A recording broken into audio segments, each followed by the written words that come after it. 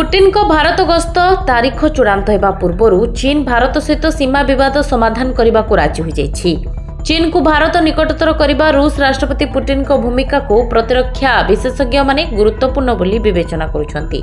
Trump अमेरिकार राष्ट्रपति हेबा परे द्रुत गति बदलुवा विश्व राजनैतिक परिस्थिति मध्य शक्ति संतुलन बजाय रखिबा पई एहा चीन बाध्यबाधकता होईपारे।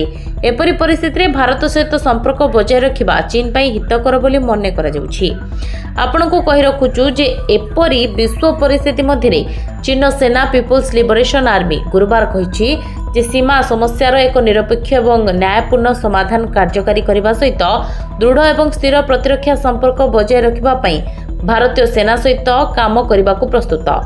पूर्व लद्दाख रे प्रकृत नियंत्रण रेखा पाखरे सेना प्रत्याहार एवं परवर्ती प्रतिक्रिया संपर्क में एक प्रश्नर उत्तर दे चीन जातीय प्रतिरक्षा मुखपात्र वरिष्ठ कर्नेल यू कियान एठारे एक सांबादिक सम्मेलन में यह मंतव्य देइछंती।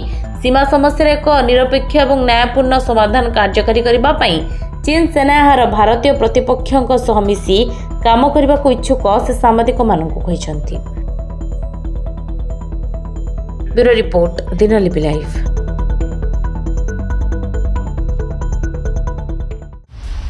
दिनलिपि लाइव को एबे ही लाइक शेयर सब्सक्राइब करंतु।